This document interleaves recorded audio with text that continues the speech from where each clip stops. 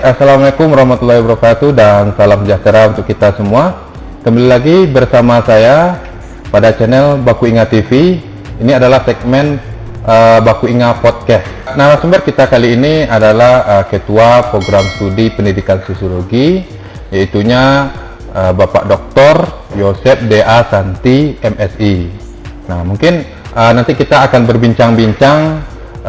Yang pertama kita ingin lebih dekat dulu dengan beliau, dengan sosok beliau ini. Mungkin nanti ada beberapa perkenalan singkat dari biodata beliau, sehingga nanti mungkin teman-teman yang nonton video ini di YouTube bisa lebih kenal nanti dengan beliau. Mungkin supaya lebih menghemat waktu, kita langsung saja persilakan kepada Menir Santi untuk memberikan informasi tentang biodata beliau dulu. Silakan. Terima kasih. Jadi para pemirsa yang kami hormati, nama saya adalah Yosep Daniel Arisanti. Panggilan akrabnya? Panggilan Pak Yos, Menir Yos, ada juga atau Menir Santi. Memang nama itu tergantung siapa yang memanggil, kan? Lingkungan, ya? Iya, di lingkungan kita. Saya melanjutkan studi sesudah selesai S1, melanjutkan studi di Bandung, Universitas Negeri Pajajaran Bandung. Itu S1 kan? S2. S1 di? Kalau S1 saya Civic Hukum di IKIP Negeri Manado. Yang sekarang tahun 1979 saat itu kita masuk. Berarti Unima ini yang sekarang nih? Iya, cikal bakal nanti tahun 2000 sudah menjadi universitas. Sebelumnya kita IKIP Negeri Manado. Masih di Manado ya? Iya. Saya tamat tahun 1984. Belum lahir. Iya, Menir Romi belum lahir ya. Belum. Ini kemudian diangkat menjadi dosen tahun 1986. Menjadi dosen di IKIP Negeri Manado, jurusan Civic Hukum pada saat itu. S2 tadi di? S2 saya melanjutkan di Unpad Bandung. Saya mengambil jurusan Sosiologi. Sosiologi, ya. Berarti yang benar-benar sosiologi itu S2 ya, benar? Iya, S2 murni pure itu. Tamat tahun? Tamat tahun 19, saya studi tahun 19. Kemarin S1 84. 89, kemudian selesai 1991. Oh, baru lahir. Iya, Menir Romi baru lahir. Saya sudah selesai S2 di Bandung ya, Universitas Pajajaran. Nah, S3 saya melanjutkan di Universitas Negeri Jakarta, UNJ. Itu dengan program studi yang saya ambil itu manajemen pendidikan, tetapi lebih ke khusus manajemen sumber daya manusia. Beda benar ya? S1 hukum, iya. S2 sosiologi, iya. S3 manajemen. Nah, itulah ilmu. Bidang ilmu. Iya. Kalau dikatakan linear, mungkin agak tidak terlalu linear ya. Tetapi sebenarnya ilmu, kalau kita menguasai banyak ilmu, itu wawasan kita bertambah. Saya kira ada manfaat untuk itu. Ya. Kalau daerah asalnya? Daerah asal, saya dibesarkan di sebuah desa, Menir Romi. Orang tua saya petani, petani yang sangat rajin, dan mereka itu membiayai kami semua anak-anak untuk sekolah. Dan saya dibesarkan di desa, namanya Desa Warembungan. Warembungan di Kecamatan Pineleng, Kabupaten Minahasa. Sudah dekat Manado. Iya, dekat Manado. Makanya saya anak kota ya. Sering ke kota maksudnya. Iya. Sering ke kota. Iya. Kalau daerah asalnya?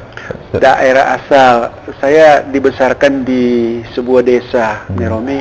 Orang tua saya petani, petani yang sangat rajin, dan mereka itu membiayai kami semua anak-anak untuk sekolah. Dan saya dibesarkan di desa, namanya Desa Warembungan. Warembungan di Kecamatan Pineleng, Kabupaten Minahasa. Sudah dekat Manado. Iya, dekat Manado. Makanya saya anak kota ya. Sering ke kota maksudnya. Iya. Sering ke kota. Iya. Oke, lanjutkan Menir. Apa lagi kira-kira yang mungkin perlu diinformasikan tentang diri Menir ini? Iya. Daerah sudah, kemudian sejarah historis kampus dan lain sudah tadi, apalagi ya? Ya, saya Orang tua petani ya, benar? Orang tua petani. Mereka mendidik saya begitu bersahaja, tetapi mungkin pada saat itu tantangan hidup itu sangat keras, sehingga orang tua menghimbau anak-anak untuk sekolah. Karena walaupun mereka pendidikannya tidak tinggi, tetapi cara berpikir mereka itu sudah melihat jauh ke depan, bahwa nanti suatu waktu, suatu saat pasti pendidikan ini akan menjadi satu syarat utama di mana manusia akan mengembangkan diri, melihat perkembangan dunia yang semakin cepat. Orang tua sudah mampu untuk meneropong, melihat bagaimana tantangan ke depan. Iya. Kedua orang tuanya petani ya? Atau orang tua saya petani. Keduanya? Keduanya petani. Tetapi saya tidak mau muluk-muluk, tapi lahannya lumayan banyak. Itu karena warisan dari orang tua kita dulu, itu cukup rajin. Karena rajin itu ya mereka. Ya, intinya bukan buruh tani lah, bukan buruh, tapi yang pemilik lah. Pemilik, tetapi kalau bekerja mereka juga turun langsung, untuk bekerja. Iya, itu memberi contoh kepada kami anak-anak. Berarti kuliah S1, S2, S3 ini biaya dari orang tua atau? Tentu sesudah berkeluarga, malu kan ini mau berkeluarga berarti pada saat S2 atau? Jadi pada saat S2 saya baru mau melanjutkan studi ke Bandung. Ya. S1 berarti biaya dari orang tua? S1 betul. Seperti anak-anak mahasiswa sekarang, ya kalau S1 pasti kebanyakan itu dibiayai oleh orang tua. S2 sendiri? S2 sudah mandiri. Iya. Berarti sudah jadi dosen? Iya. Oh, begitu. Pada saat jadi dosen baru melanjutkan studi. Iya. Beda dengan Miromi ya. Kita sebelum dosen sudah S2. uang dulu, S2, iya. Baru jadi dosen. Iya. Lain lubuk, lain ikannya ya. Mungkin untuk perkenalan secara pribadi itu dulu yang dapat informasikan. Kita mungkin masuk ke perkembangan prodi. Kira-kira di prodi sosiologi ini apa hal-hal baru yang sudah kita yang mungkin yang sebelumnya tidak ada sekarang ada begitu ya. Silakan apa ya kira-kira. Selain ini ya YouTube kita kan, kan sebelumnya tidak ada, kita sudah buat YouTube Baku Ingat TV ini untuk lebih dekat lagi kita dengan masyarakat begitu ya benar. Apalagi kira-kira benar selain YouTube kita? Bulan April tahun yang lalu saya dipilih untuk menjadi ketua program studi. Sebelumnya di pembantu dekan 2. Oh iya, PD 2. Malah sebelum itu ada pembantu dekan 4 saya. Dari pengalaman itu saya melihat bahwa program studi pendidikan sosiologi ini sangat berkembang. Nah, itu membutuhkan tentu bagaimana kita turun untuk mengelola bersama. Di program studi pendidikan sosiologi menjadi program studi yang bisa diandalkan, yang mampu bersaing di era zaman seperti ini. Nah, pada kesempatan ini tentu sebagai ketua program studi sangat mendambakan program studi pendidikan sosiologi FIS Unima ini menjadi program studi yang jadi mercusuar. Artinya kita bisa di mana-mana diterima, tentu dengan mengedepankan kualitas. Saat ini kita sementara berbenah untuk meningkatkan kualitas pendidikan di program pendidikan sosiologi. Antara lain kita sudah selesai menyusun kurikulum baru. Kurikulum Merdeka ya? Kurikulum Merdeka Belajar, Kampus Merdeka. Ini rupanya Menteri kita sekarang ini getol ya, mendeklarasikan ini kurikulum baru, di mana adik-adik mahasiswa itu diminta untuk memilih. Jadi memilih program studi tentu yang mereka minati pada saat mereka kuliah semester 1, 2 dan semester 3 itu mereka 4 ada di kampus. Dan semester 5, 6 mereka dan 7 mereka boleh pilih ini ya? Memilih di luar fakultas dan di luar kampus. Jadi bisa kontrak semester 6 dan 7 itu di perguruan tinggi yang mereka sukai. Tapi dengan ketentuan ya benar ya? Iya, tentu ada syarat-syarat nanti. Dan diarahkan PA juga benar ya? Iya, akan diarahkan oleh seorang PA, karena seorang mahasiswa akan didampingi oleh seorang penasihat pembimbing akademik. Ini nanti akan prosesnya akan kami jelaskan pada kesempatan yang lain. Berarti kurikulum mereka kita sudah rampungkan di Prodi. Kemudian ada YouTube, apalagi benar? Jurnal ya. Jurnal kita punya 2 ya. Iya. Kita punya 2 jurnal yang dikelola ada 2 tim dosen. Kemudian website kita bagaimana ya? Sudah ada?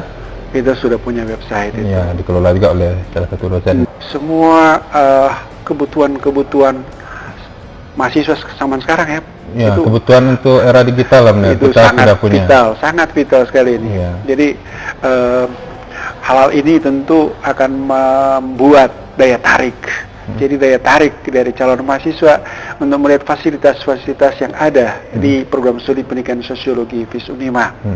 Seperti ini memang secara kita mandiri ya ini. Iya. Ini kita ada baru mulai benar ya. Kita belum punya studio yang bagus, peralatan yang masih seadanya. Kita yang penting mulai saja dulu ya. Iya, kita punya lab. Ya. Dan lab itu siapa lagi yang mau isi? Harus kita sebagai pimpinan, sebagai dosen, kita harus berinisiatif, proaktif. Kita jangan menunggu, tetapi kita cepat untuk melihat kebutuhan-kebutuhan dari mahasiswa, calon mahasiswa, sehingga mereka punya daya tarik untuk datang di program studi kita. Sebab fasilitas-fasilitas seperti itu, sarana-sarana seperti itu wajib, itu mutlak, itu harus kita adakan step by step, tentu bertahap, tidak mungkin sekaligus. Tapi ada kerinduan dari program studi, dari pimpinan, dari dosen untuk mengadakan, walaupun secara sederhana, secara bertahap, kita mandiri. Mungkin di antara dosen kita saling dukung untuk membeli fasilitas-fasilitas yang kita isi itu dengan peralatan-peralatan yang dibutuhkan. Ini studio mini ya. Katakanlah kita akan buat studio mini di program studi pendidikan sosiologi ini untuk menjadi barometer di program studi minimal di Unima dulu ya. Di Unima, di program studi pendidikan sosiologi. Saya kira semua program studi di Unima ini kita berlomba ya secara positif ya. Kita berlomba untuk menunjukkan kejati dirian kita sebagai program studi, kemandirian kita. Ya. Jadi kita tadi seperti juga disampaikan, kita sudah punya banyak media ya benar ya. Iya. Nanti saya akan cantumkan di bawah media-media kita punya, mulai dari YouTube ini, kemudian jurnal, ada 2 jurnal yang kita punya. Dan untuk jurnal mungkin yang mau submit artikel silahkan, kita buka 2 kali setahun, Juni, Desember. Nah, nanti saya akan sertakan linknya di bawah. Kemudian untuk melihat informasi tentang Prodi, kita punya website, ya, website Prodi Sosiologi, nanti saya juga akan cantumkan di bawah. Oke, sekarang lanjut ini benar. Kita kalau tidak salah masih membuka pendaftaran mahasiswa ya benar ya? Iya. Meskipun kita sudah lewat SNMPTN dan SBMPTN seleksi bersama. Nah, kita sekarang masih punya satu jalur masuk lagi ya benar? Jalur mandiri mungkin kita namanya B2P. Oke, silakan. Ini jalur mandiri di Unima namanya B2P. Baku Baking Pandai. B2P ya? Ya, saling membuat pandai gitu ya. Seperti YouTube kita kan, Baku Ingat TV. Baku Ingat TV. Iya. Ini bahasa Manado ya. Jadi kita pakai istilah seperti itu supaya kita familiar dengan masyarakat. Nah, tadi Nyaromi tanyakan tentang program ini jalur mandiri atau B2P. Jadi program B2P ini sementara berproses. Sudah dibuka ini B2P kita. Juni. Nanti Juli ya. Sampai Juli ya, Mer? Iya. Tengah Juli ya. Iya, pengumumannya. Nanti kalau untuk tanggal pasti saya akan lampirkan di bawah nanti, karena itu lebih lengkap ya, Mer. Ada brosur kita nanti kita akan tampilkan seperti itu. Nah, intinya ini kalau mau lihat juga testimoni dari mahasiswa, ini boleh lihat nanti di bagian atas. Saya sudah wawancara mahasiswa kemarin. Umumnya mereka menyampaikan bahwa di kampus Unima ini, khususnya di Prodi Pendidikan Sosiologi, lingkungannya asri, sejuk gitu ya. Ya intinya untuk belajar itu nyaman lah ya. Dan yang terpenting juga kata mereka, masyarakat di sini ini welcome, menerima, suka memberi nasihat. Pokoknya diterimalah, pendatang itu di sini diterima. Mereka merasa mereka terayomi di sini. Itu Itu kan penting ya benar ya. Iya. Kan kita sebenarnya tidak hanya jadi guru ya benar ya. Kita bahkan memberikan kompetensi termasuk di dalam mata kuliah yang benar dalam kurikulum Merdeka ini. Apakah itu ya seperti sekarang mau jadi konten kreator, bisnis, wirausaha gitu ya benar ya. Iya. Mungkin boleh itu dijelaskan sedikit. Jadi Romi, dalam kurikulum yang baru ini kita susun, jadi di samping seorang mahasiswa ini mau jadi guru, Iya. bisa saja dia dibekali oleh entrepreneur. Iya. Jadi seorang wirausaha. Nanti ada mata-mata kuliah itu yang akan menggembleng, kita dosen menggembleng mahasiswa untuk menjadi seorang pengusaha, menjadi orang yang punya keterampilan skill yang akan dia miliki. Hal digital gitu ya. Iya, digital. Kita akan ada mata-mata kuliah seperti itu yang sesuai dengan perkembangan zaman, kebutuhan yang ada di dunia, di masyarakat, di dunia kerja. Kita akan siapkan mahasiswa ini untuk mampu berkompetisi, mampu untuk mereka bisa, ya, pokoknya mampu untuk diterima di semua lini di dalam masyarakat. Oke. Jadi itu ya tambahannya. Jadi tidak hanya jadi guru, kita di sini juga mempersiapkan kompetensi yang lain juga ya, ya. Intinya sesuai dengan kebutuhan pasar sekarang ya. Oke, itu saja. Dan jangan lupa subscribe channel Baku Ingat TV sehingga kami bisa memberikan informasi-informasi yang lebih bermanfaat dan mengedukasi lainnya. Mungkin juga boleh aktifkan tombol lonceng di sebelah kanan sehingga ada notifikasi ketika ada video-video baru nantinya. Itu saja mungkin saya sebagai host dan juga Bunda Santi sebagai narasumber undur diri. Kami tutup dengan Assalamualaikum warahmatullahi wabarakatuh dan salam sejahtera untuk kita semua.